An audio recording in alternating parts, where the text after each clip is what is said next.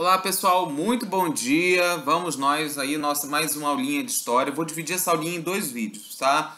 Primeiro vídeo, no todo nós vamos falar das revoluções inglesas. No primeiro vídeo a gente vai falar da Revolução Puritana, dos antecedentes a essa revolução. E no segundo vídeo nós vamos falar da República Puritana e da Revolução Gloriosa, que são pontos centrais para entender o que vai formar a Revolução Industrial na Inglaterra. É muito importante essa matéria para a gente estar entendendo aí, dar prosseguimento às nossas atividades, tá ok, pessoal?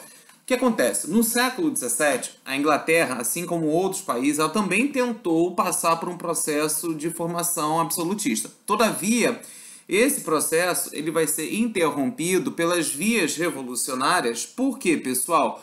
Porque, de um lado, a Inglaterra precisou enfrentar uma guerra civil e, do outro lado, ela precisou também superar um golpe de Estado oferecido pelo parlamento para derrubar os reis católicos Stuarts. Então percebam que, diferente dos demais, a Inglaterra teve que lidar com uma guerra interna, ou seja, uma guerra civil, e do outro lado um golpe de Estado, ou seja, internamente, feito, no caso, pelo próprio parlamento, no intuito de derrubar os reis católicos, até porque, se lembra, com a reforma protestante, a Inglaterra adotou o anglicanismo enquanto religião oficial após o ato de supremacia, tá ok? Bom, o que vai ser essa Revolução Puritana de 1641 a 1649? Para entendê-la, nós temos que entender o legado deixado pela rainha Elizabeth I, ou seja, a Inglaterra elisabetana. Na verdade, nós podemos dizer que tinha internamente uma boa relação com relação aos grupos políticos, porque ela tentava apaziguar as tensões e os conflitos políticos existentes. Então, num primeiro momento, ela consolida a Igreja Anglicana e, num segundo momento, ela estabelece boas relações sociais e políticas com a burguesia puritana que se encontrava dentro do parlamento. É muito comum, dentro da rainha...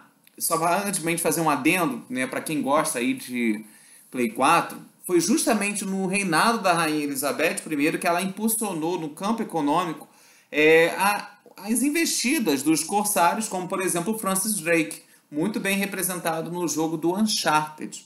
Pessoal, qual é a lógica da rainha Elizabeth e sua corte? Era mostrar o seu status social, que nós chamamos de status quo, por meio das vestimentas que eram ornamentadas com joias, pérolas muito preciosas, diamantes, ouro, prata, e andava com vestimentas longas para fazer um destaque social. Perceba que a vestimenta, no caso inglês, ela demarca um cenário de uma fantasia, de uma utopia, de uma igualdade, uma diferenciação social, um status de classe.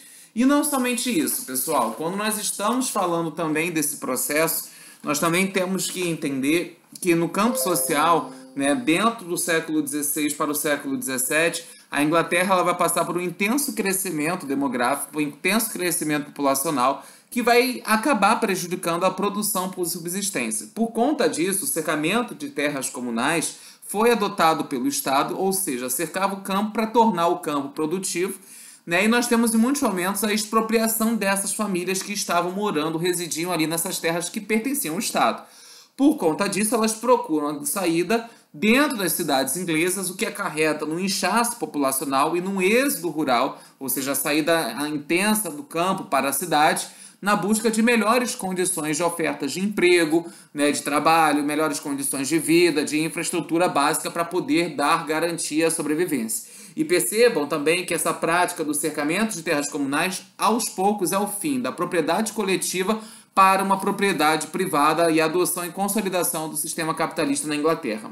No campo social, de classe, falando propriamente dito, dentro desse momento, nós temos também a questão da separação de dois grupos políticos, os Diglis e os Levelis. Pessoal, os Diglis, eles acreditavam, eles faziam uma defesa da distribuição de terras como forma de equacionar a escravidão pela propriedade. Escravidão por dívida, muitas das vezes, ou seja, você ficava preso a uma determinada propriedade por conta de um senhor feudal, que também a Inglaterra adotou um regime de modo de produção feudal durante a Idade Média. E os Levelis, eles acreditavam que todos eram iguais. Perceba que isso é interessante, porque você acreditava que todos eram iguais, mas à frente, inclusive na Revolução Francesa, nós temos aqui a ideia da defesa da Declaração dos Direitos do Homem e do Cidadão, que também vai defender a mesma questão, que todos seriam iguais. Só que no caso dos Levelis, Para defender isso, eles acreditavam que, pelo fato de todos serem iguais, automaticamente, tanto o parlamento como realeza deveriam, né, se submeter às representações desse povo. No ano de 1603, a rainha Elizabeth ela vai morrer, ela não deixa herdeiros e, consequentemente, assume o trono seus primos escoceses, né? Ou seja, o que vai começar a dar início ao que nós chamamos da dinastia Stuart dentro do solo inglês. Por conta disso, né, primeiramente o Jaime I, ele foi sempre educado no caminho, né, presbiteriano, e por conta disso ele acabou tendo uma boa simpatia com a burguesia puritana inglesa, que ocupava postos dentro do parlamento. É importante também destacar que no ano de 1625, o Jaime I, que tinha essa política de tolerância, de respeito, de diálogo com essa burguesia puritana, ele vai acabar morrendo, assumindo seu filho Carlos I, que acaba casando com a Henriqueta Maria, que era extremamente ligada ao território francês.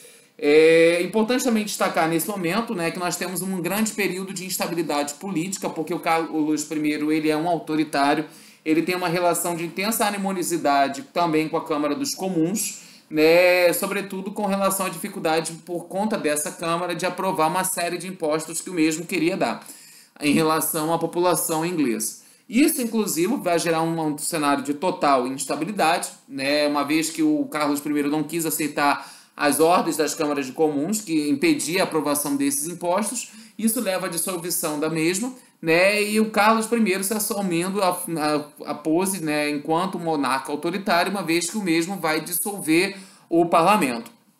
Pessoal, por conta disso, né, a situação ela fica de uma forma totalmente instável, uma vez que o Carlos I ele nomeava anglicanos para cargos administrativos. Esse fato desagradava os escoceses, né, e levavam esses mesmos escoceses a acionar um pacto nacional, formando um novo exército na busca de ter uma autonomia, uma independência em relação à Inglaterra. Por conta disso, os escoceses eles acabam invadindo a Inglaterra e ocupando o território de Newcastle. Nesse cenário, nós vamos ter o quê? O rei Carlos I ele assume que ele está desmoralizado, humilhado, convoca o parlamento, mas pouco depois dissolve esse parlamento. Só que ele percebe que ele não tem por onde correr, que ele precisa do parlamento para expulsar os escoceses do território inglês. Por conta disso, e o parlamento muito, né,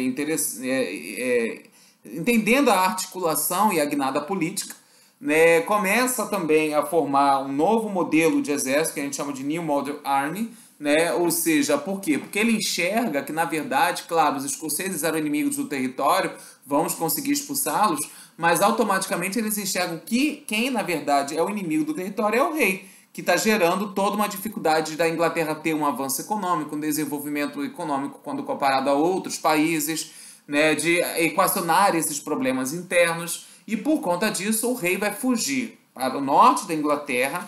E é importante destacar que nesse novo modelo, né, de exército, né, que foi formado pelo parlamento, mesmo após esse ter sido dissolvido inicialmente pelo rei Carlos I, ele vai defender, ele é muito heterogêneo, né, ele tem diferentes formas de medidas. Então, de um lado, você defende, eles são defensores da igualdade perante a lei, né, muitos são proprietários de terra, um conjunto de intelectuais. Todavia, por mais que essa heterogeneidade de ideias fosse marcante, isso não impediu com que eles mostrassem um inimigo comum, que era o autoritarismo do Carlos I.